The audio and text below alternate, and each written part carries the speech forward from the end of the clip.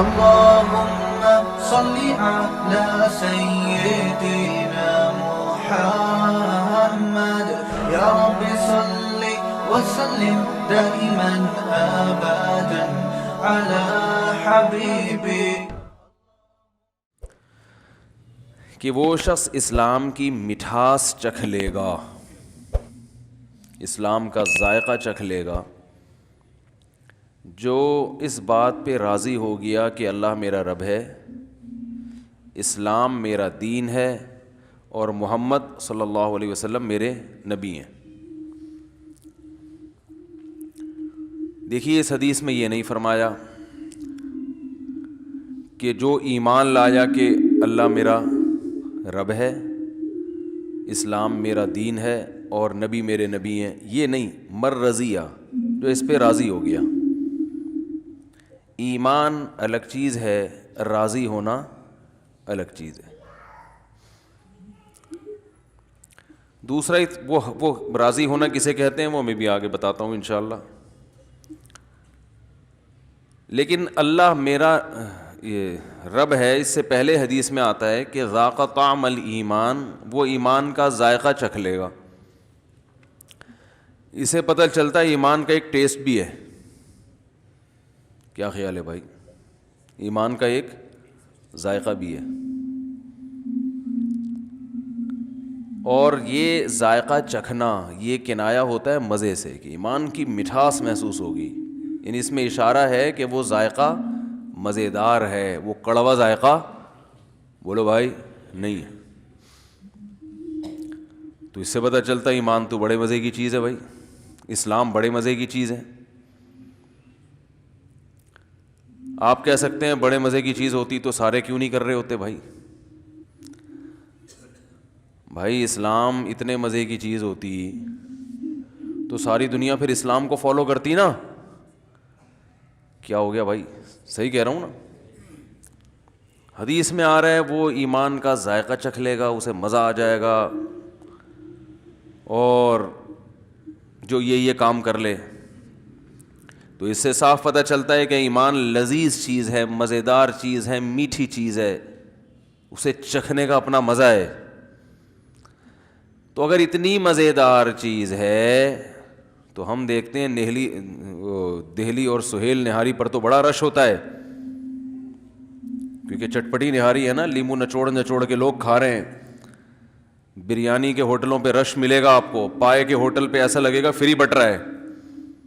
Cinema گھروں کے باہر رش ملے گا، فجر کی نماز میں پبلک مارکیٹ سے شارٹ. تو مزہ تو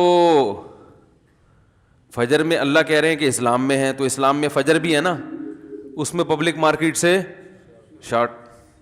جو پکے نمازی وہ بھی 4-5 آ کے کھڑے ہوئے ہوتے ہیں، ان میں بھی آدھے وہ ہوں گے جن کو آفس جانا ہوگا، اس لیے اٹھ گئے، انہوں نے کہا چلو نماز ہی پڑھ لیں. خیر ہماری مسجد میں اللہ کا شکر ہے فجر میں کافی لوگ ہوتے ہیں، 2 صفیں ہوتی ہیں، 3 بھی ہوتی ہیں، لیکن جتنے محلے میں لوگ رہتے ہیں اتنی تو نہیں ہوتی نا، اس حساب سے تو بہت کم ہے. جتنے جمعے میں ہیں اتنے کیوں نہیں ہیں؟ تو بھائی سوال پیدا ہوتا ہے، میں بار بار سوال کو اس لیے دماغوں میں اتارتا ہوں کہ جب سوال اچھی طرح سمجھ میں آئے تو پھر جواب کا بھی مزہ ہے. پھر سوال ہی سمجھ میں نہ آئے تو پھر جواب میں مزہ نہیں آتا. اور اکثر و بیشتر سوال سمجھانا مشکل ہوتا ہے، جواب سمجھانا آسان ہوتا ہے. تو سوال یہ پیدا ہوتا ہے کہ اسلام میں، ایمان میں اگر مٹھاس ہے تو زیادہ لوگ داڑھی والے ہونے چاہیے، داڑھی کٹانے والے مارکیٹ سے شارٹ ہونے چاہیے. کیا خیال ہے؟ داڑھی جو لوگ کاٹتے ہیں ان سے پوچھو، کہتے ہیں کٹانے کا جو مزہ ہے وہ رکھنے کا نہیں ہے. جب صبح ہم پھاوڑا چلاتے ہیں، وہ جو ریزر ہے نا ہمارے حضرت اس کو پھاوڑا کہتے تھے. جب ہم صبح صبح اپنے چہرے پہ پھاوڑا چلاتے ہیں، شیشے میں دیکھتے ہیں، 2-4 کریموں سے مالش ہوتی ہے، ریگ مال کی گھسائی ہوتی ہے، ہٹو بچوں بھائی ایسے ہینڈسم لگ رہے ہوتے ہیں جب سوٹ میں. پھر دیکھتے ہیں اپنے آپ کو، اور کسی مولوی کی تصویر دیکھتے ہیں، وہ لگ رہا ہوتا ہے پرانے زمانے کا پرانا انسان جس کے زمانے کی ٹرینیں بند ہو چکی ہیں. اس کے زمانے کے سائنسدان مر چکے ہیں, ان سائنسدان کے نظریات باطل ہو چکے ہیں. وہ ایسا پرانے زمانے کا پرانا آدمی لگ رہا ہوتا ہے, اور یہ دیکھو بالکل ماشاء اللہ نیٹ کلین فٹ فاٹ, ایک معاشرے کے حساب سے چلنے والا انسان.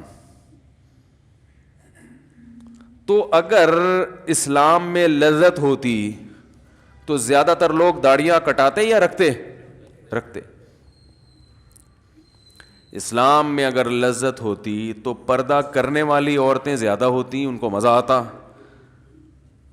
اور پردہ نہ کرنے والی عورتیں مارکیٹ میں شارٹ ہوتی. ہم دیکھ رہے ہیں پردہ کرنے والی تھوڑی سی رہ گئی ہیں, نہ کرنے والی بہت زیادہ. تو اسی پہ ایک ایک حکم آپ لے کے چلے جائیں. سچ بول کے مال بیچنے والے زیادہ ہوتے, جھوٹ بول کے بیچنے والے کم ہوتے. لیکن معاملہ, کیونکہ جھوٹ میں جو مزہ ہے وہ سچ میں بالکل. ٹوپی کراؤ کسی کو, سب مزہ آتا ہے انسان کو.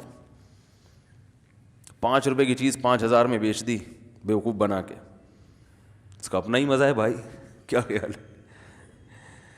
2 آدمی بیٹھے تھے, انہوں نے کسی سے سوال کیا کہ یار وہ کھانا بتاؤ جس کھانے میں سب سے زیادہ مزہ آتا ہو انسان کو.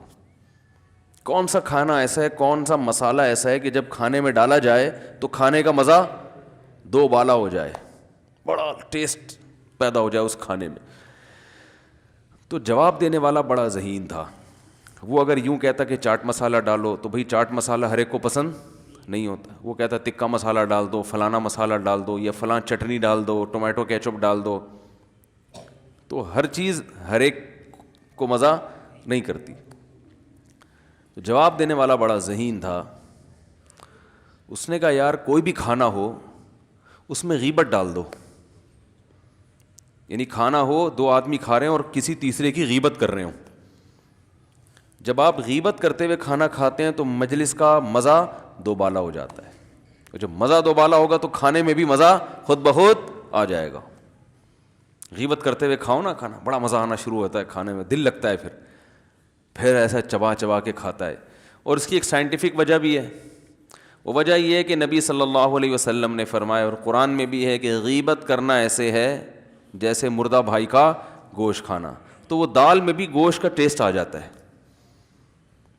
کھچڑی بھی کھا رہے ہو نا, جب تیسرے کی غیبت کرو گے تو ٹیسٹ کس کا آئے گا؟ گوشت کا, اور وہ بھی انسانی گوشت. ہم نے الحمدللہ کھایا تو نہیں, لیکن سنا ہے کہ بڑا مزے کا ہوتا ہے.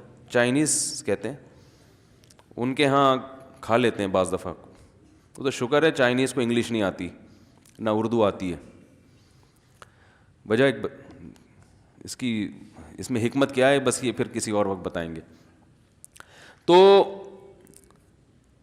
انسانی گوشت اس میں کیا ہو جاتا ہے شامل. چائے پی رہے ہو نا, جتنا مرضی میٹھا ڈال لیں وہ مزہ نہیں آتا. چائے پیتے ہوئے کسی تیسرے کی غیبت شروع کر دیں تو ہوگی چائے, مزہ گٹکے کا ہوگا اس میں. حقیقت ہے, ہوگی وہ چائے مگر مزہ کس کا ہوگا؟ گٹکے کا آئے گا. بیماریاں بھی گٹکے والی نہیں ہوں گی. یعنی 2 مزے ہو گئے نا, ایک ٹکٹ میں 2 مزے. پیسے چائے کے لگ رہے ہیں, ٹکٹ چائے کا ہے, اور مزہ چائے کا بھی اور گٹکے کا بھی. شرط کیا ہے کہ غیبت شروع کر دیں. تو بھائی مزہ تو غیبت کرنے میں ہے, حالانکہ اسلام غیبت کرنے کا حکم دیتا ہے یا غیبت سے بچنے کا حکم دیتا ہے. تو بچنے کا حکم دے رہا ہے تو ادھر کہا جا رہا ہے کہ اسلام میں مٹھاس ہے. تو یہ کیا مسئلہ ہے کہ کیسی مٹھاس ہے بھائی, کہ نہ نماز پڑھنے کا انسان کا دل کرتا ہے, چھوڑنے میں مزہ آتا ہے. بد نظری کرنے میں مزہ ہے یا نظر جھکانے میں؟ اگر نظر جھکانے میں لذت ہوتی ہے بھائی تو ساری دنیا انٹیوں کو دیکھ دیکھ کے نظریں جھکا رہی ہوتی. اور یہ جتنے ایڈورٹائز ہیں جو ٹیلی ویژن میں آ رہے ہیں, یہ انٹیوں کو لانے کے بجائے مولویوں کو لا رہے ہوتے. پیپسی کولا پگڑی پہن کے نا, ایک مولانا صاحب پیپسی پی رہے ہوتے. لوگ بڑے انسپائر ہوتے کہ ہمیں بھی پیپسی پینی پڑے گی. کہ دیکھو اتنا اچھا لگتا ہے انسان. 4 مہینے جن کے تبلیغ میں لگے ہوتے ہیں نا, کمپنیاں ان کو ہائر کرتی, یار آپ کے چہرے پہ بڑا نور ہے, آپ ذرا ایک بائک پہ بیٹھ کے اپنی تصویر کھنچوائیں 1 to 5, یہ مارکیٹ میں چلے گی. ایسا کیا وہ دیکھے گا ہی نہیں کوئی اس کو, ایسا ہی ہے نا. ابے کیا مولانا صاحب بیٹھے ہوئے ہیں یار, اس کیا دم کروانا ہے ہم نے, کیا 1 to 5 والوں نے کوئی روحانی علاج کا کوئی ادارہ کھول لیا ہے. تو اس میں لڑکیوں کو بٹھایا جاتا ہے, کیونکہ لوگوں کو مٹھاس کس میں محسوس ہوتی ہے, عورت کو دیکھنے میں. تو وہ انٹی کے بہانے بائک بھی دیکھ لیتے ہیں. شیمپو کی بوتل پہ جو تصویر ہوتی ہے اس پہ پہلے نظر پڑتی ہے, شیمپو پہ بولو بھائی بعد میں. تو جتنے سائن بورڈ لگے ہیں یہ فحش تصاویر لگانے کا مقصد ہوتا ہے کہ ویسے کون سائن بورڈ کو دیکھے گا, پورے ملک میں سائن بورڈ ہیں, تو پہلے کسی اور کو دیکھے, اس بہانے اس مولٹی فوم کو بھی دیکھ لے, اس بہانے اس شیمپو کی بوتل کو بھی دیکھ لے, اس بائک کو بھی دیکھ لے, کار کو بھی دیکھ لے.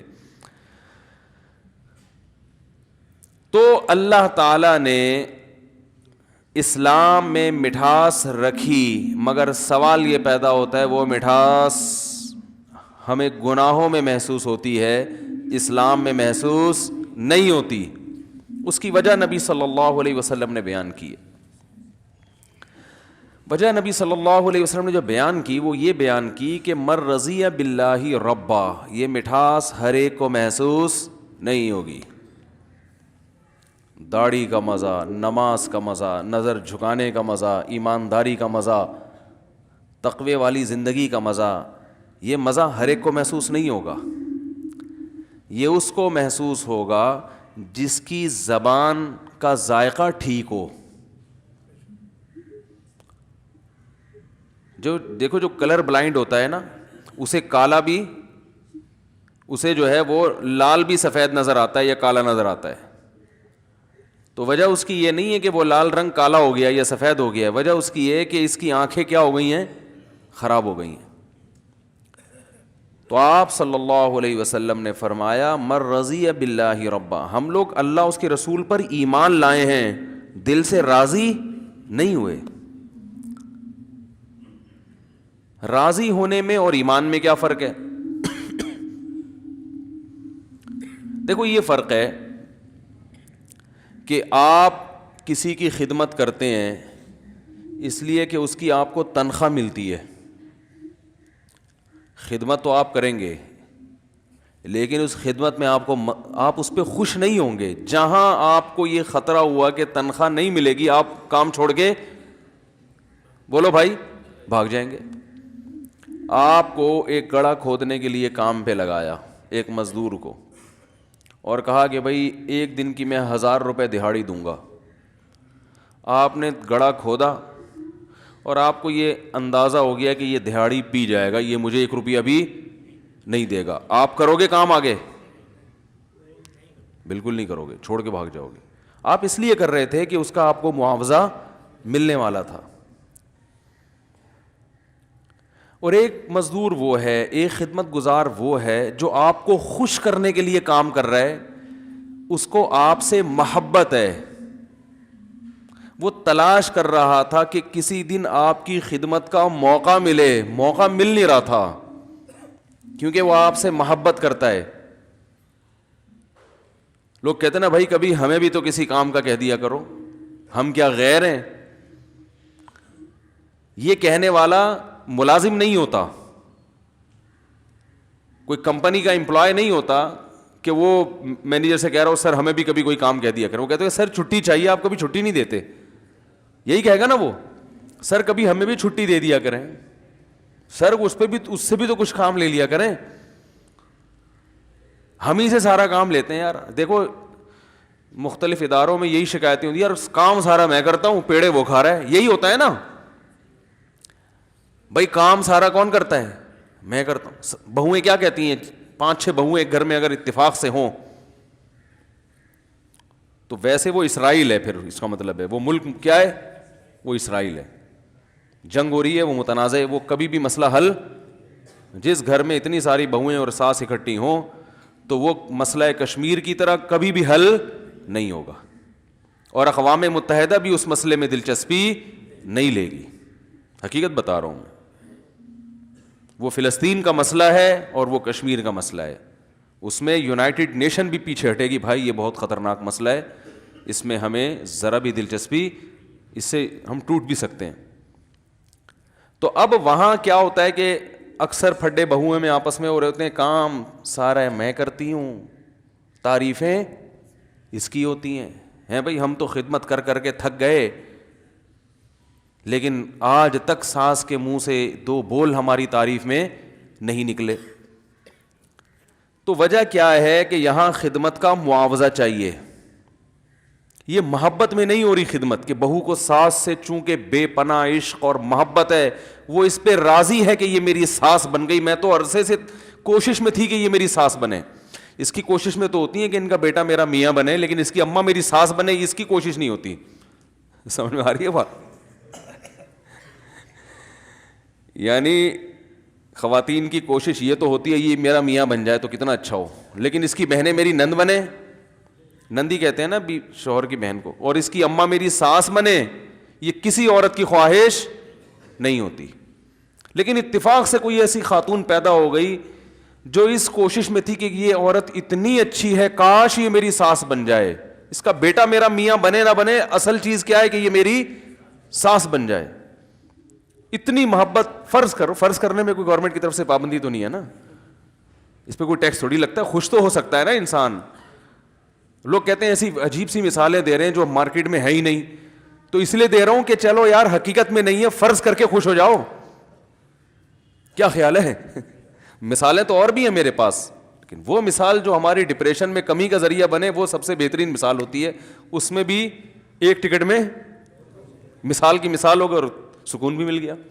تھوڑی دیر کے لیے تصور کر لو کہ کسی بہو کو ایک عورت سے بڑی محبت ہو گئی, اس کی نورانیت اور اس کی عبادت دیکھ کے اور ویسے ہی اس کے اخلاق دیکھ کے, اور اب اس کو اس کے بیٹے سے شادی اس لیے نہیں کر رہی کہ اس کا بیٹا میرا شوہر ہو, بلکہ اس لیے کر رہی ہے کہ اس کی ماں میری کیا بن جائے, ساس بن جائے. میری ماں کا انتقال ہو گیا ہے تو اب میں ماں لیس زندگی گزار رہی ہوں, مجھے ایک اپنی ماں جیسی ماں چاہیے, اور مجھے اس عورت میں اپنی ماں کی ممتا اتفاق سے نظر آتی ہے.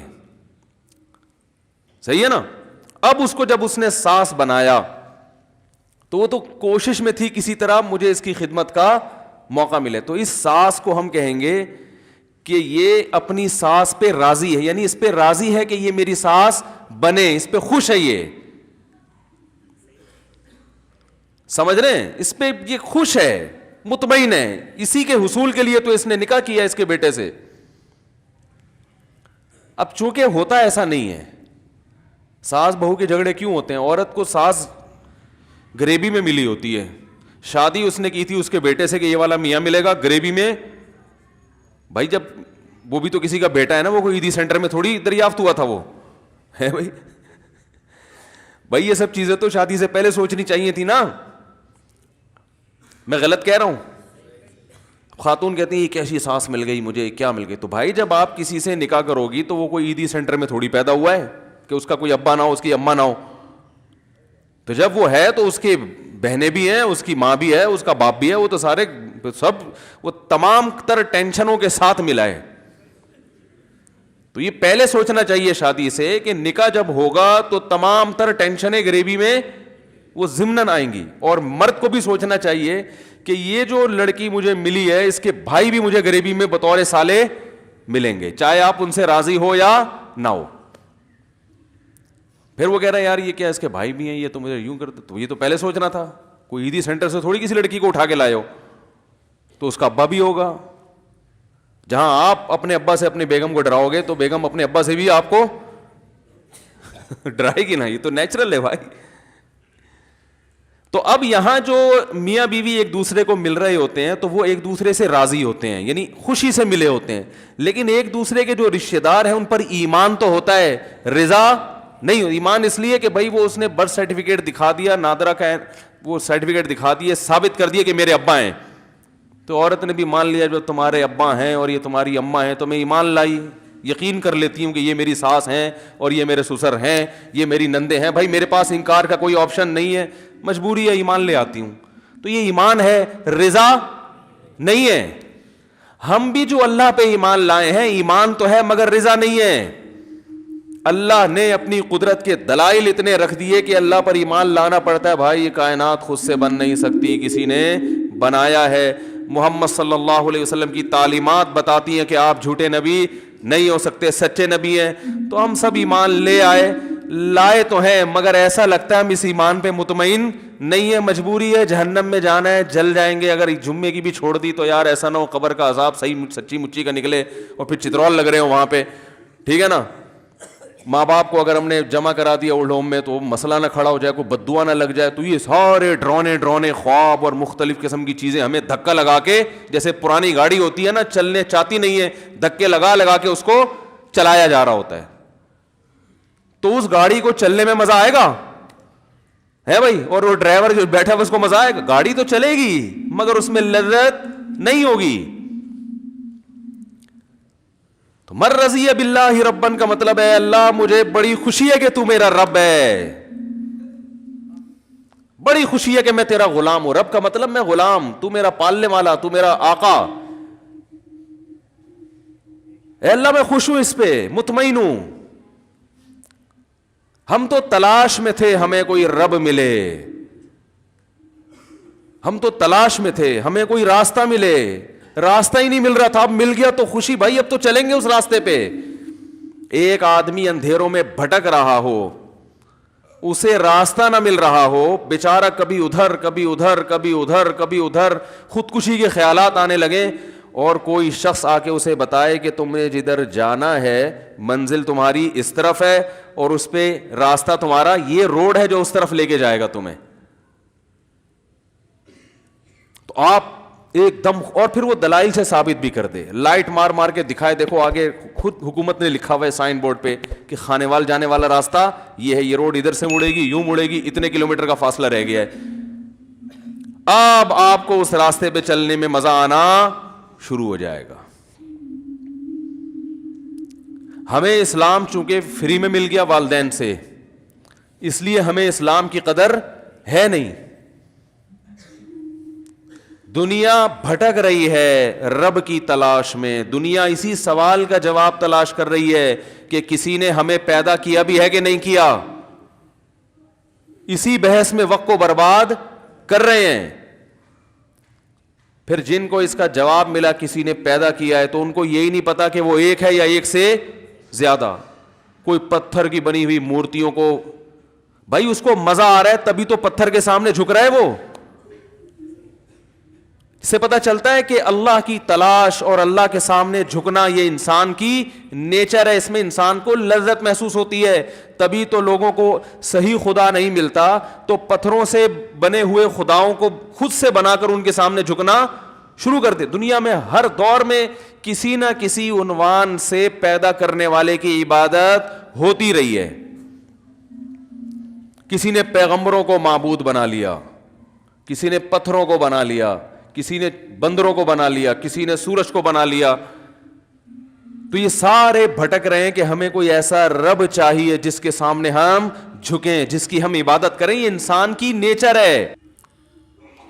اگر یہ نیچر نہ ہوتی تو دنیا میں اگر صدیوں سے آپ دیکھیں نا انسان, تو عبادت نہ کرنے والے زیادہ ہوتے, کرنے والے کم. جبکہ دنیا میں ہمیشہ سے عبادت کرنے والے زیادہ ہیں, چاہے وہ بتوں کی کرتے ہوں, چاہے وہ مزاروں پہ سجدے کرتے ہوں, لیکن عبادت کرنے والے ہیں.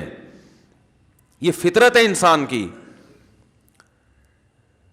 تو محمد صلی اللہ علیہ وسلم نے اس انسانیت پہ یہ احسان کیا کہ انہیں صحیح خدا کا پتہ بتا دیا, صحیح رب کا ایڈریس بتا دیا یہ ہے, اور دلائل سے ثابت بھی کر دیا. تو بھائی جس کو صحیح رب مل جائے اس کو تو پھر یہ ٹینشن تو اس کی ختم ہو گئی کہ رب ہے یا نہیں ہے, کون سا صحیح ہے کون سا غلط ہے. اس کو تو راستہ مل گیا نا. اب اسے تو اس کو منانے میں مزہ آئے گا یا ٹینشن ہوگی؟ مزہ آئے گا بھائی. اس کو کہتے ہم تو تلاش میں تھے.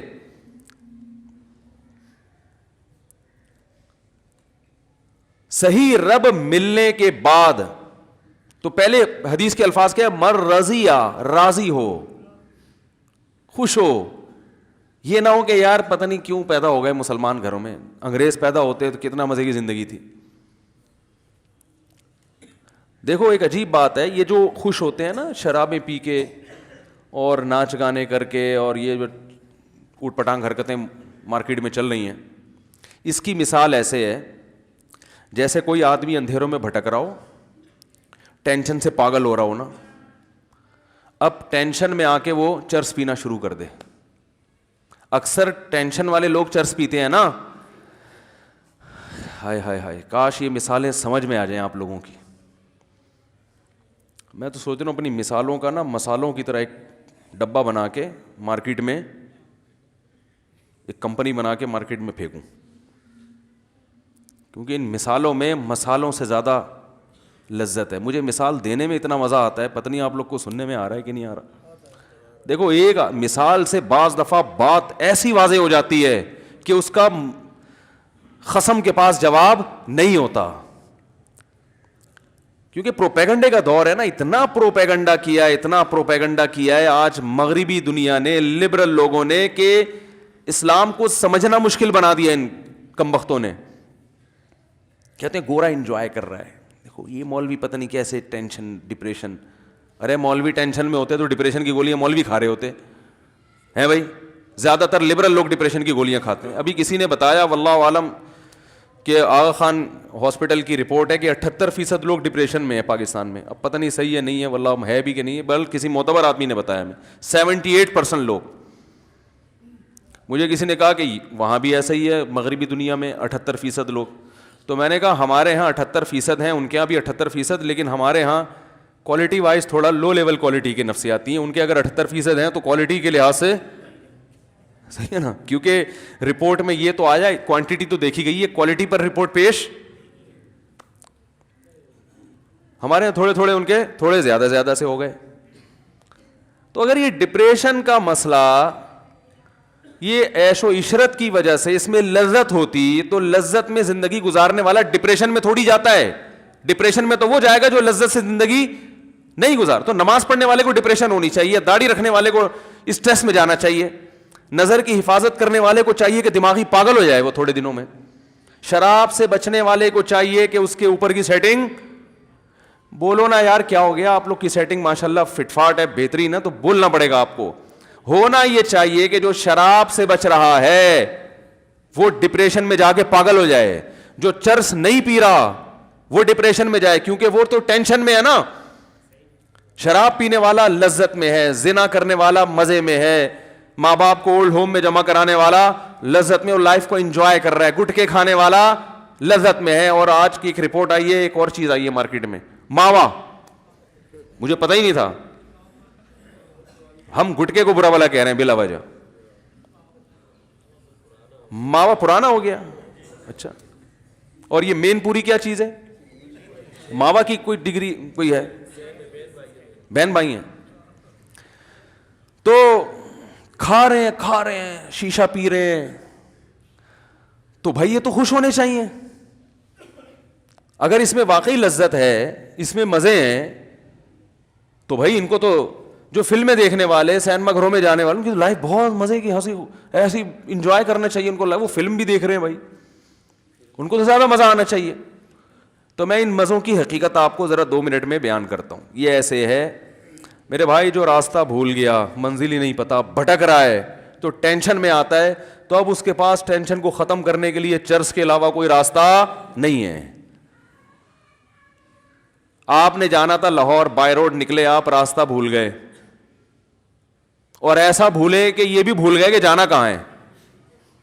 ایک تو راستہ بھولتا ہے انسان کہ چلو لاہور جا رہا تھا لیکن لاہور کا راستہ بھول گیا, کوئی بتا ہی نہیں رہا کمبخت, کوئی مل نہیں رہا بندہ, نہ کوئی سائن بورڈ ہے, بھٹکتا ہے یار, ادھر جانا ہے, کوئی کہہ رہا ادھر جانا ہے, کوئی کہہ رہا ادھر جانا ہے, کوئی کہہ رہا ادھر جانا ہے. اب آپ پریشان ٹینشن میں فون کرو گے نا بار بار, کبھی کہاں فون کرو گے بھائی, میں گاڑی میں راستے میں ہائی وے پہ کھڑا ہوا ہوں, بچے میرے ساتھ ہیں, گھر والے میرے ساتھ ہیں, گاڑی کا پیٹرول بھی ختم ہو سکتا ہے اور ڈاکو بھی آ سکتے ہیں, مجھے راستہ بتاؤ. میں یہاں کے لیے تھوڑی, میں تو صحرا میں کھڑا ہوا ہوں. کوئی کیسی ٹینشن میں ہوگے نا آپ, پاگل ہونا شروع ہو جاؤ گے ٹینشن سے. یہ ٹینشن خدا کی قسم کم ہے, اس سے بڑی ٹینشن یہ کہ راستے میں آ کے آپ یہی بھول گئے کہ میں جا کہاں رہا تھا. تو اب آپ کے ذمہ دو کام ہے. پہلے تو یہ کہ ادھر ادھر سے پوچھو بھائی میں نکلا کہاں کے لیے تھا, میں تو بھول ہی گیا. پھر نکل جہاں جا رہا تھا پھر اس کا راستہ پتہ چلے کہ وہ ہے راستہ, وہ کہاں ہے.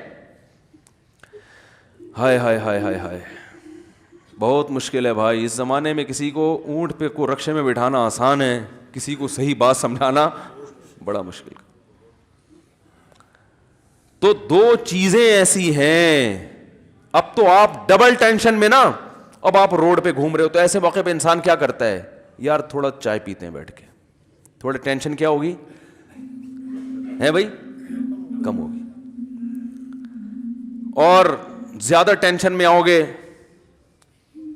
سگریٹ نئی بی پی, وہ کہتے ہیں یار اب یہ 1 دن 2 دن 10 سال ہو گئے اسی ٹینشن میں یہاں گھوم رہے ہیں, تو چلو یار کو سٹا لگاؤ, سکون حاصل کرو. ہر وہ چیز جو اس کی لذت کا سامان بنے گی وقتی طور پر, ان تمام لذتوں کو حاصل کرنے کی کوشش کرے گا ٹینشن ختم کرنے کے لیے. تو ختم کرنے کی ضرورت اسی کو ہوتی ہے جس کو ٹینشن ہو نا. تو ان چیزوں میں اگر لذت ہوتی تو بھائی ان چیزوں سے ٹینشن بڑھتی نہیں بلکہ ختم ہوتی, اور یہ ان کو ضرورت نہ ہوتی جو پہلے سے ٹینشن میں ہے. اس لیے اللہ نے بتایا کہ جس کو اللہ کا پتہ چل گیا اور اس پہ خوش بھی ہے, وہ راضی ہے, مطمئن ہے کہ بس وہی میرا رب ہے اور اسلام میرا دین ہے. اور اسلام جو بتایا ہے ہم نے, کس نے, محمد صلی اللہ علیہ وسلم نے. تو محمد صلی اللہ علیہ وسلم جو اسلام بتائیں گے اس کو مانوں گا, اور جو بدعتی لوگ اپنے طریقے سے اسلام بتا رہے ہیں اس کو میں قبول نہیں کرتا, کیونکہ اسلام کو ڈیفائن کرنے والے بھی درجنوں لوگ ہیں نا. تو محمد صلی اللہ علیہ وسلم کا لایا ہوا اسلام تو فالو کروں گا, باقی کسی کا نہیں. اس چیز پہ جب اطمینان ہو گیا, اس کا مطلب اسے منزل بھی پتہ چل گئی اور اسے راستہ بھی پتہ چل گیا, ہر چیز اسے پتہ چل گئی. تو اس میں اب اس کو مزہ آنا, اب یہ گاڑی بھگائے گا 5ویں گیئر میں, سمجھ رہے. اب یہ دائیں بائیں کوئی پیپسی لے کے کھڑا ہوا ہے, کوئی چائے لے کے, بھائی ہٹا یار پہنچنا ہے, ہوتا ہے نا. ہاں جب تھک جائیں گے چلتے چلتے, راستے میں کہیں اسٹے ہوا تو گریوی میں دودھ پتی بھی چلے گی, پان بھی چلے گا, گٹکا بھی چلے گا, لیکن یہ اصل مقصد نہیں ہے. اسٹے تو کرتے ہیں نا 4-5 گھنٹے کے بعد جا کے, تھوڑا اسٹے ہو گیا, چلو بھائی تھوڑا سا واش روم میں ہو کے آ جاؤ, ٹھیک ہے. تو وہ اسٹے تو اسلام نے بھی دیا ہے نا. 5 سارا دن نمازیں پڑھنے کا تھوڑی کا ہے, فجر پڑھو اب چلو گھر جاؤ, شاباش. یہ تھوڑی کہ وہیں بیٹھے رہو ظہر تک. حج زندگی میں 1 دفعہ کیا بس ختم ہے, کافی, 1 دفعہ بہت ہے. کرنا ہے تو غریبی ہے, نہیں تو بس زندگی میں 1 دفعہ کافی ہے. زکوٰۃ 1 دفعہ ہے, قربانی فطرہ 1 دفعہ. اب یہ تھی کہ ہر روزانہ بڑی بڑی رقمیں صدقہ نکال کے خود روڈ پہ آ گئے. تو اللہ تعالیٰ نے خود انٹرٹینمنٹ کا درمیان میں بریکیں رکھی ہوئی ہیں. فجر پڑھنے آتے ہو, امام صاحب کہتے ہیں بریک کے بعد دوبارہ ظہر میں ملیں گے انشاءاللہ. کتنی لمبی بریک ہے دیکھو. حالانکہ بریک کم ہوتی ہے, پروگرام زیادہ ہوتا ہے نا, لیکن یہاں پروگرام تھوڑا ہے, بریکیں. کیا خیال ہے بھائی, اتنی لمبی بریک کے بعد اللہ کہتے ہیں دوبارہ ملیں گے. تو وہ 5 ٹائم نماز پڑھنا مشکل ہو رہا ہے, نماز 5 ٹائم پڑھنا, وہ بریکیں جو ہے نا اتنی لمبی لمبی بریکیں, وہ بریکوں کو اصل بنا لیا اس نے. یہ ایسے ہی ہے جیسے ٹی وی میں کوئی پروگرام آ رہا ہو, کوئی ڈرامہ آ رہا ہو, اس میں ڈرامہ تھوڑا رہ گیا اور بریکیں زیادہ. ہر 2 منٹ کے بعد کہتے ہیں بریک کے بعد ملتے ہیں. تو انسان کہے گا بھائی اس ڈرامے کا نام بریک رکھو, بریک. یہ ڈرامہ نہیں ہے, اصل ڈرامہ ہے, اصل تو بریکیں ہیں, ایڈورٹائزمنٹ ہے, اس میں تھوڑے تھوڑے ڈرامہ ڈالا ہوا ہے. جیسے دودھ میں آج کل پانی میں تھوڑا سا دودھ ڈال کے بیچ دیا جاتا ہے نا, پانی میں تھوڑا سا کیا دودھ کا تڑکا لگا دیتے ہیں آج کل کہ بھائی چلو سفید ہو گیا تو پیو, کیلشیم سے بھرپور, ٹھیک, وائٹامن سے. تو اب کیا ہوگا کہ جب آپ کو پتا چل گیا کہ بھائی جانا کہاں ہے اور راستہ کون سا ہے, تو آپ چونکہ وہاں خوشی خوشی جا رہے ہیں, کوئی پھانسی کے پھندے پہ لٹکنے کے لیے تھوڑی جا رہے ہیں, تو پھر آپ کی اسپیڈ کیا ہو جائے گی, تیز. پھر آپ ممکن ہے چائے بھی پی لو راستے میں, تھوڑا کہیں اتر کے تھوڑا سا گھوم پھر بھی لیے, لیکن وہ آپ کا مقصد نہیں ہوگا. اصل جو فکر ہوگی آپ کی منزل. اور تو جب آپ کو منزل کا پتہ ہو اور آپ کو راستے کا بھی پتہ ہو, تو پھر اس راستے پہ چلنے میں جیسے جیسے منزل قریب آئے گی آپ کی ٹینشن بڑھنے کے بجائے کم ہوتی چلی جائے گی. تو آپ صلی اللہ علیہ وسلم نے فرمایا ذاق طعم الایمان من رضی باللہ ربا. رب پہ راضی ہو جاؤ. اے اللہ, راضی ہونے کے دو مطلب, ایک تو خوش ہو, دوسرا یہ کہ اپنے آپ کو حوالے کر دے کہ اب میں آپ پہ راضی ہوں, مجھے کسی اور کی ضرورت نہیں ہے. بس نہ معاشرے سے پوچھوں گا کیا کرنا ہے بھائی, نہ باپ سے پوچھوں گا, نہ ماں سے پوچھوں گا, نہ باس سے پوچھوں گا. لائف اسٹائل میرا وہ ہوگا جو اللہ بتائے گا. جہاں اللہ نے کہا والدین کی مانو وہاں مانوں گا, جہاں اللہ نے کہا نہیں مانو وہاں والدین بھی دوسرے نمبر پہ. جہاں اللہ نے کہا باس کی مانو وہاں مانوں گا, جہاں اللہ نے منع کر دیا باس پھر میرا باس نہیں, پہلے اللہ. جس خواہش کو پورا کرنے کی اجازت اللہ نے دے دی اس خواہش کو پورا کروں گا, جس کی اجازت اللہ نے نہیں دی نہیں ہو سکتا. زندگی سے ہم تو کنفیوز ہوتے ہیں نا, اس سے ٹینشن ہوتی ہے کہ یہ کر کے دیکھ لو, یہ گناہ بھی کر کے دیکھ لو, بعد میں توبہ کر لیں گے, ٹرائی کرنے میں کیا جا رہا ہے. زندگی پھر نہ ادھر کے نہ ادھر. گناہوں میں ایک وقتی لذت ہے, وہ بھی پوری طرح حاصل نہیں ہوگی کیونکہ ڈر لگا رہے گا. اور حقیقت میں تو گناہ میں ٹینشن ہے نا, وہ وقتی لذت کے بعد تو ٹینشن ہے, کیونکہ منزل آپ کو پتہ بھی یہ راستہ ہے کہ ادھر جا ہی نہیں رہے آپ. تو وہ تو جیسے جیسے وقت ختم ہوگا عمر بڑھتی چلی جائے گی, آپ کی ٹینشن میں اضافہ ہوتا چلا جائے گا. ہمارے ایک دوست نے واقعہ سنایا, کینیڈا سے امریکہ جا رہے تھے, راستہ بھول گئے, تو کینیڈا میں -40 تک آپ کو پتہ ہے کہ ٹیمپریچر جاتا ہے, اور وہاں -40 -30 جب یہ ٹیمپریچر ہو گاڑیوں میں ہیٹر چلتا ہے. اگر وہ ہیٹر بند ہو جائے اور پولیس نہ پہنچے تو آپ کی موت ہے یقینی, کہ اتنے ٹیمپریچر میں کہاں انسان زندہ نہیں رہ سکتا. تو وہ بتا رہے ہیں ہم کینیڈا سے امریکہ جا رہے ہیں, راستہ بھٹک گیا, گوگل میپ نے کام کرنا چھوڑ دیا, چاروں طرف برف کے پہاڑ, اور اب گاڑی جو ہے نا کتنی دیر تک اس کا پیٹرول کام دے گا بھائی, وہ تو پیٹرول بھی ختم ہوگا, اور بالآخر ایک وقت ہیٹر آ کے بند ہو جائے گا. نہ کوئی فون مل رہا ہے کسی کو, کچھ سگنل نہیں آ رہے, میپ کام نہیں کر رہا کہ راستہ کدھر ہے. تو ایسی کنڈیشن میں انسان کی کیا حالت ہوگی آپ سوچو. اب جیسے جیسے ٹائم, اب وہ وہاں بیٹھ کے پان گٹکا بھی کھا رہا ہے, شراب بھی پی رہا ہے, انٹرنیٹ پر بیہودہ فلمیں دیکھ دیکھ کے ٹائم پاس کر رہا ہے. تو یاد رکھو یہ وقتی ٹائم تو پاس ہوگا, لیکن جیسے جیسے ٹائم گزرتا جائے گا اس کی ٹینشن کم ہوگی یا بڑھے گی؟ بولو بھائی, بڑھے گی. اس کو پتہ ہے یہ پیٹرول بھی ختم ہو رہا ہے, مجھے اگر منزل کا پتہ نہیں چلا تو یہی برف میرا قبرستان ہے, بڑی اذیت سے موت واقع ہوگی. لیکن انہوں نے چونکہ ہمیں یہ واقعہ سنانا تھا تو اللہ کا فضل ہوا کہ کسی طرح کال لگ گئی ان کی پولیس کو یا کیا ہوا, وہ پولیس پہنچی, اور اللہ کا شکر وہاں پولیس بھی پہنچ بھی جاتی ہے, یہ بھی ایک بڑی فضیلت ہے وہاں پر. تو وہ پولیس پہنچ گئی, ہمارے یہاں بھی پہنچ جاتی ہے الحمدللہ. تو بھائی تعلقات تو سب سے رکھنے ہیں نا. تو ویسے تو ایمرجنسی میں پولیس پہنچے گی ڈاکو واکو پکڑنے کے لیے, لیکن بہت سے جگہوں پہ پولیس نہیں پہنچتی یہاں پہ. یہ بڑا المیہ ہے, ایسے کئی واقعات ہوئے ہیں جب گھر میں ڈاکو آئے ہوئے ہیں, بندہ بلا رہا ہے پولیس کو, وہ کہہ رہے ہیں اتنی تمیز سے آئے ہیں وہ کہ ڈاکو لوٹ لاٹ کے جا چکے تھے. پھر آگے پوچھ رہے ہیں کیا ہوا, کون تھا, کہاں سے آیا, اوپر سے الگ سے 5,000 روپے لے کے چلے گئے. کیا انسانیت ہے یار کہ ہم آئے ہیں تمہاری خاطر. ہر طرح کے لوگ ہر جگہ ہوتے ہیں, اچھے بھی ہیں برے بھی ہیں, دونوں چیزیں مارکیٹ میں چل رہی ہیں. ہماری بائک چھن گئی تھی, ہم نے پولیس والوں کو جا کے کہا ڈاکو میری بائک چھین کے بھاگ گئے. تو مجھ سے کہہ رہے ہیں کہ جہاں سے بھاگے ہیں وہ جگہ دکھاؤ. میں نے کہا بھاگے ادھر کو ہے, ان کے پیچھے بھاگ. کہہ رہے نہیں پہلے وہ جگہ دکھاؤ کہاں سے بھاگے ہیں. میں نے کہا اتنے تو اور دور بھاگ جائیں گے. وہ کہہ رہے نہیں پہلے وہ جگہ کہ وہ ہمارا تھانہ پڑتا بھی ہے کہ نہیں پڑتا. تو میں نے وہ جگہ دکھا, انہوں نے کہا ہمارا ایریا نہیں ہے, دوسرے تھانے. تیسرے تھانے میں جا کے میں نے جب رپورٹ کرائی ہے تو وہ پھر میرے ساتھ وہ بھی پہلے وہ جگہ دیکھنے گئے ہیں. میں کہہ رہا ہوں یار ادھر بھاگے ادھر کے ہیں, وہ کہہ رہے نہیں ادھر سے, اس چوک سے لے کر ادھر بھاگے, لیکن جدھر سے پکڑا ہے وہاں لے کے جا رہے ہیں. اور اس پولیس موبائل کی پہلے ٹائر پنچر ہوا راستے میں, یعنی جا ادھر کو رہے ہیں جہاں سے بائک چھینی ہے. تو میں موبائل میں بیٹھا پولیس کے ساتھ, کہہ رہے ہیں پہلے اس جگہ وہ جگہ دکھاؤ کہاں سے چھینی ہے. اس جگہ جاتے ہوئے راستے میں ٹائر پنچر, پھر وہ پورا ٹائر چینج کیا انہوں نے. اس کے بعد پھر خراما چلیں جیسے دلہن رخصتی کے وقت پہلے زمانے میں جاتی تھی نا, بڑے آرام سے کہ کہیں پاؤں میں کوئی ورم نہ آ جائے, کوئی کانٹا نہ لگ جائے. پہلے زمانے کے اس لیے بات کر رہا ہوں کہ آج تو بسا اوقات پہلے پہنچی ہوئی ہوتی ہے, پھر ابا کو بتا دیتی ہے ابا آپ نے نکاح پڑھانا ہے تو بتا دو ٹھیک ہے.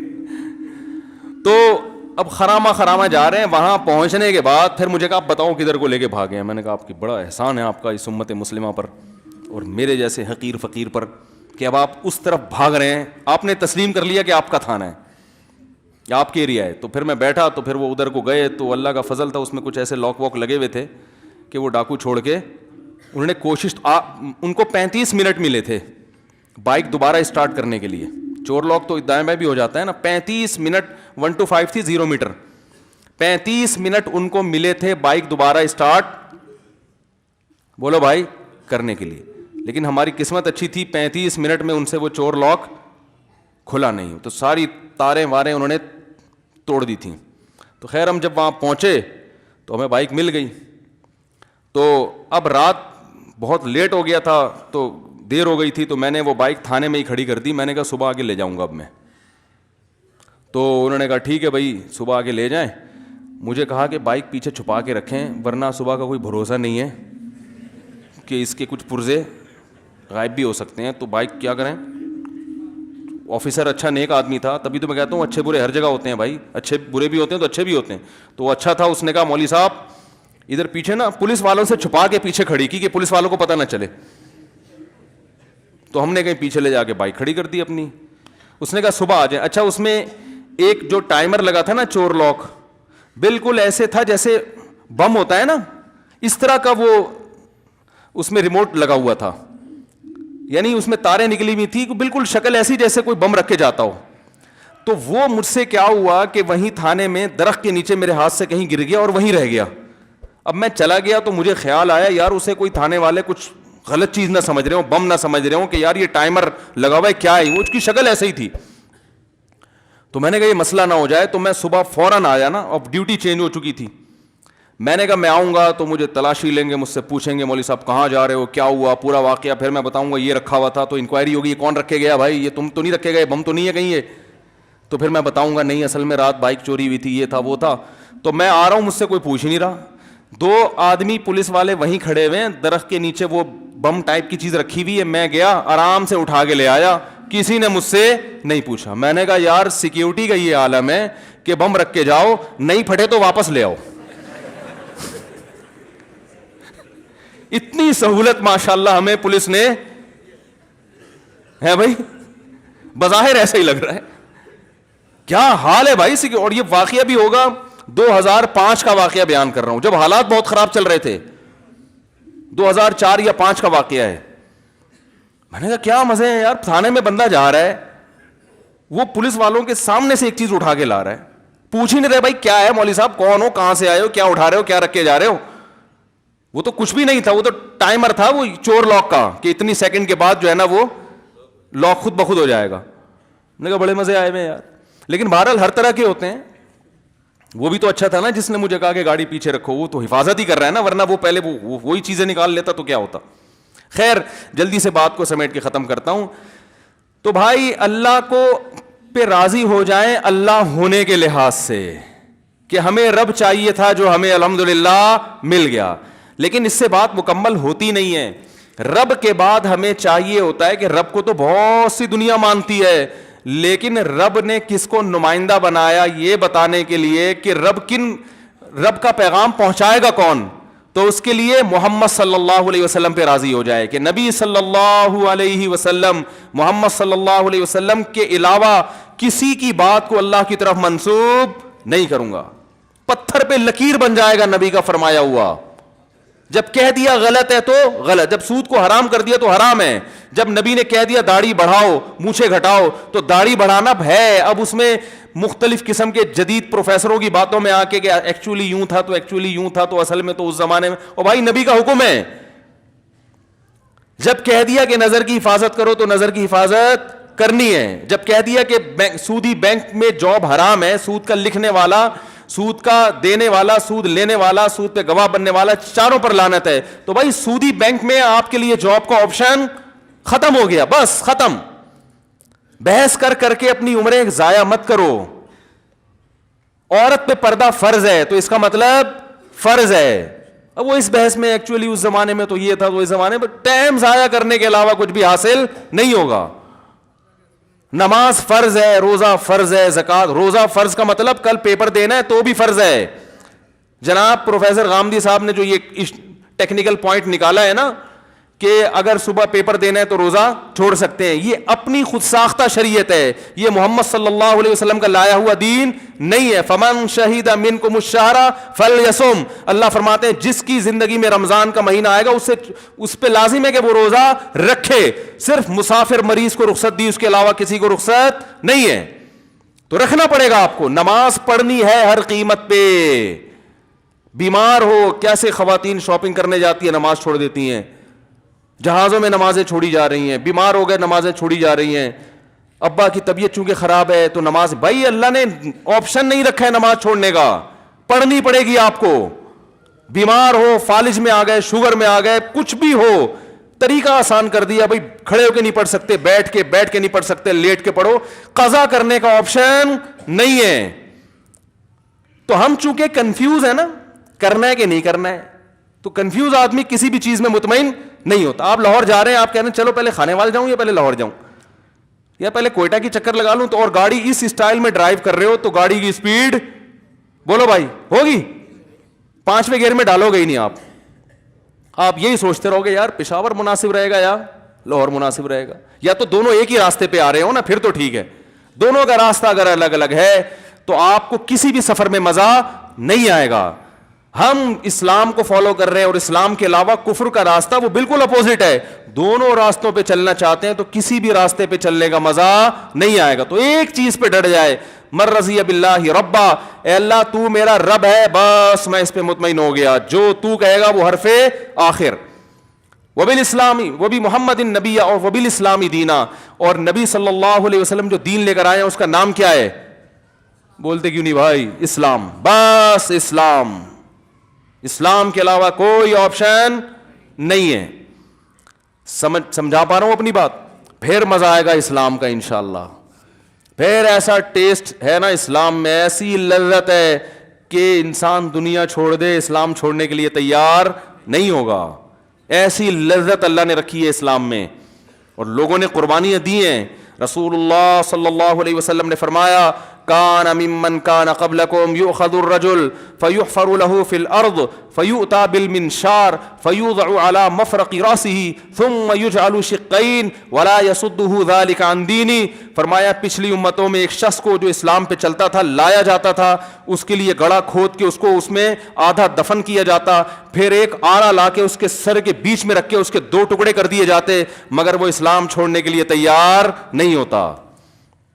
کیونکہ نیچر ہے نا, انسان کی فطرت ہے یہ. پھر اس پہ جب آپ چلو گے تو آپ کو خوش رہنے کے لیے گٹکوں کی ضرورت نہیں پڑے گی, زنا کی ضرورت نہیں پڑے گی, ڈراموں فلموں کی ضرورت نہیں پڑے گی. آپ کہہ سکتے ہو ہم تو نماز پڑھتے ہیں مزہ نہیں آ رہا. بھائی پہلے عادت تو ٹیسٹ گین کرنا پڑتا ہے نا. دیکھو یہ جو کمپنیاں نئی نئی پروڈکٹ جب ان کی مارکیٹ میں آتی ہیں تو لوگوں کو اس کا عادی بنانے کے لیے فری میں بانٹتی ہیں, کہتے ہیں نا تھوڑا ٹیسٹ گین ہونے دو. کتنی لذیذ چیز ہو, پہلی دفعہ لذیذ نہیں لگتی انسان کو. وجہ اس کی ہے کہ اپنی عادت خراب کر دی اس نے. شہد مزے کی چیز ہے, اچھا لگتا ہے آج کل بچوں کو, چاکلیٹوں میں زیادہ مزہ ہے, شہد پلاؤ مزہ ہی نہیں آئے گا, پی جائیں گے. دیسی گھی پلاؤ, حالانکہ لذت کس میں ہے؟ وہ بھائی دیسی گھی میں, ہمیشہ سے کھاتے آ رہے لوگ, مرتے ہیں دیسی گھی پہ, ملتا نہیں. دودھ میں لذت ہے, وہ نہیں پیئیں گے, چائے پیئیں گے اس کی جگہ. تو آپ نے اپنا ٹیسٹ چونکہ خراب کر دیا ہے تو کچھ دن ٹیسٹ گین, بولتا کیوں نہیں یار, کیا ہوگا, کرنا پڑے گا. کچھ تھوڑا سا عادت ڈالنی پڑے گی, پھر مزہ آئے گا.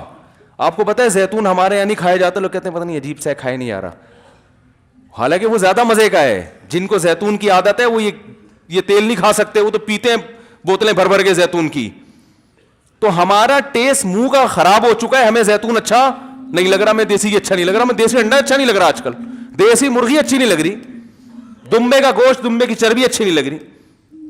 اب بولیں گے لوگ کیا مثالیں دے رہے بھائی ہیں, تو ہو گیا, کمپلیٹ ہو گیا.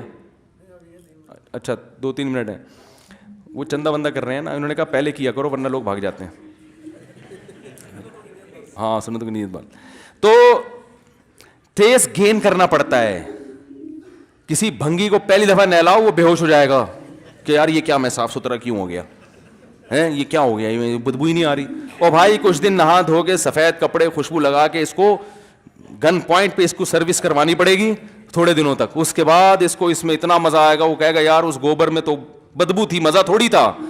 تو کچھ تبلیغ والے چلہ لگواتے ہیں جماعت میں کہ 40 دن انسان کسی چیز کو پراپر کرتا ہے تو اس کی عادت پڑ جاتی ہے. اس لیے کہتے ہیں بھائی تبلیغ میں نکل کے چلہ تو لگاؤ نا. اب بہت سے لوگ کہتے ہیں وہ چلہ لگایا وہ بھی انسان کا بچہ نہیں ہے. تو بھائی وہ 40 سال اس نے گند میں گزار دیے تو چلے کا وہ اثر ہوا نہیں اس کے اوپر. اس کا یہ مطلب نہیں کہ چلے کی اہمیت کم ہے, اس نے تو کچھ نہ کچھ سیٹنگ کی ہے, لیکن وہ بھی ایک حد تک کر سکتے ہیں نا. تو اس کے لیے پھر کہتے ہیں بھائی 4 مہینے لگا لو, 3 چلے لگاؤ, تمہارا ایک چلے سے سیٹنگ پہ آنے والے نہیں ہو. پھر اس میں اس پر بھی مدار ہوتا ہے کہ چلہ کن لوگوں کے ساتھ لگا رہے ہیں. اگر جن کے ساتھ لگا رہے ہیں وہ سارے ایک ہی جیسے ہیں تو وہ چلہ وہ 4 مہینے بھی لگا لو گے تو وہ فائدہ نہیں ہوگا. صحبت کن لوگوں کی ہے, ایسے لوگوں کے ساتھ جو نیک ہیں, عبادت گزار ہیں, راتوں کو اللہ سے اٹھ کے مانگنے والے ہیں, اپنے وقت کو ضائع نہیں کرتے, ان کے ساتھ سہروزہ لگاؤ گے تو وہ عام آدمی کے ساتھ چلے کے برابر. تبھی تو صحبت کی بڑی اہمیت اسلام میں. صحابہ صحابی کیوں بنے, نبی کی صحبت اٹھائی ہے. علم تو بہت سے تابعین کے پاس صحابہ سے زیادہ تھا. بعض تابعین اتنے بڑے عالم گزرے کہ صحابہ بھی ان کی مجلس میں بیٹھا کرتے تھے, لیکن درجہ کس کا زیادہ ہے, کیونکہ بھائی صحبت نبی کی اٹھائی ہے. تابعین کا درجہ زیادہ ہے یا آج کسی عالم کا؟ بہت سے تابعین عالم نہیں تھے, مقام بڑا کیونکہ انہوں نے کس کی صحبت اٹھائی, صحابہ کی. تو اہل اللہ میں کس کی صحبت میں آپ تبلیغ میں وقت نہیں لگا سکتے, کسی خانقاہ میں کسی اللہ والے کے پاس جا کے بیٹھ جاؤ, کچھ ٹائم ان کے ساتھ گزارو گے تو پھر آہستہ آہستہ انشاءاللہ ٹیسٹ گین ہونا شروع ہو جائے گا. سمجھ میں آیا؟